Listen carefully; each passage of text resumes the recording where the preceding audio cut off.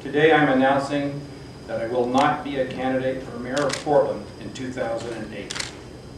It's been a little over 4 years ago since I first told Portlanders of my desire to run for office. I said then that we needed to make City Hall a more welcoming place for everyone, to build safer neighborhoods, to bring more transparency to how the people's business is conducted, and to give Portlanders the opportunity to determine the future of their city. I believed then, and I believe now, that what makes Portland great is its people. In virtually everything I have done, my goal first and foremost has been to build the human capital of this city, to invest in its people, not simply its physical structures. I've heard that mayors are most often remembered for what they build, but I believe there's more to it than that, much more. Portland is a city that is changing rapidly in its demographics, in its business sectors, and how we see each other and define who we are as a community. Portlanders are coming together in ways we've never seen before. People who have never spoken up before are not only talking together, but working together. New leaders are feeling empowered to step up and take on new roles and responsibilities. I am moved and thrilled by what is in our future and the quality of leaders who will take us there.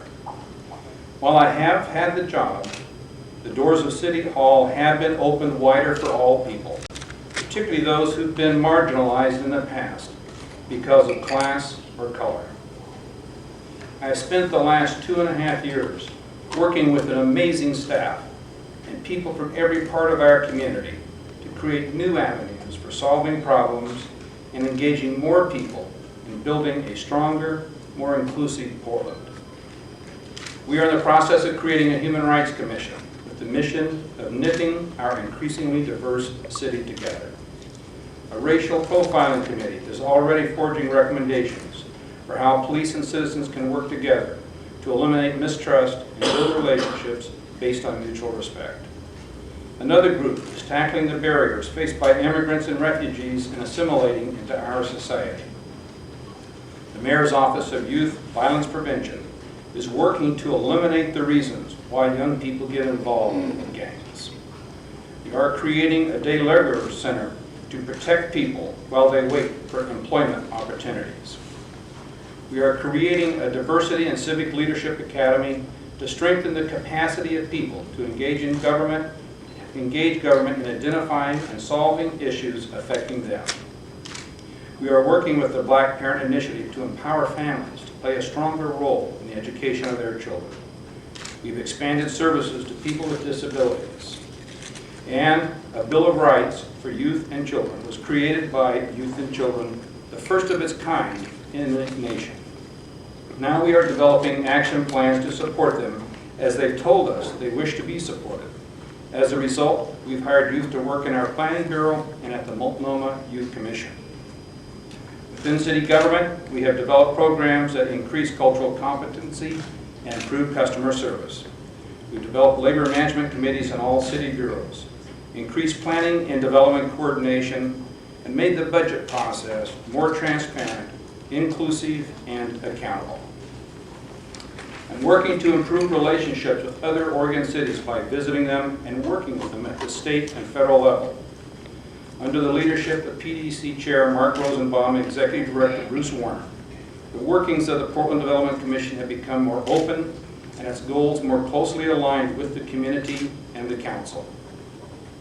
The community, Mayor's Office, and PDC are working to make Martin Luther King Jr. Boulevard a powerhouse of owner-occupied small businesses, owner-occupied housing, and to honor Martin Luther King Jr.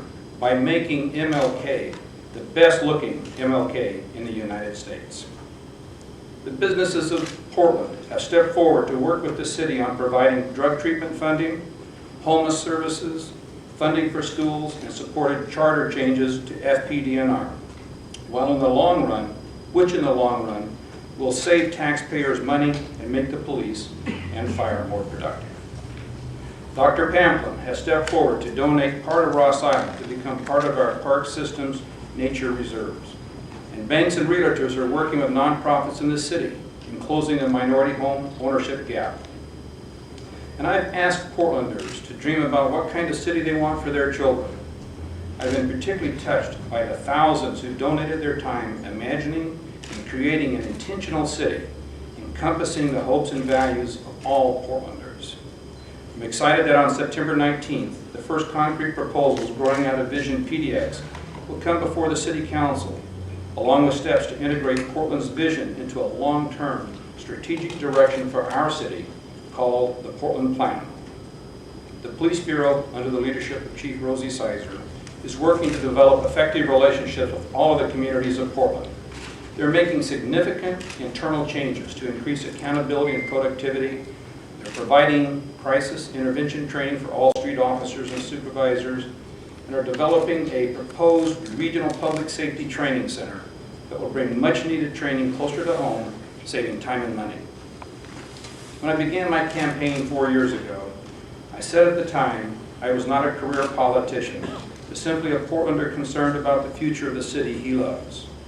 My ambition then and now extended no further than the betterment of the people I have served in one capacity or another for almost 40 years. No one is more aware of what an honor it is to serve as mayor. I look forward to serving all the people of Portland for the next 16 months. I will need that time because there is still much to do. I will be focused on institutionalizing most of the projects I have initiated and providing transition plans for the rest. I also want to make it easier for others to run for elected office.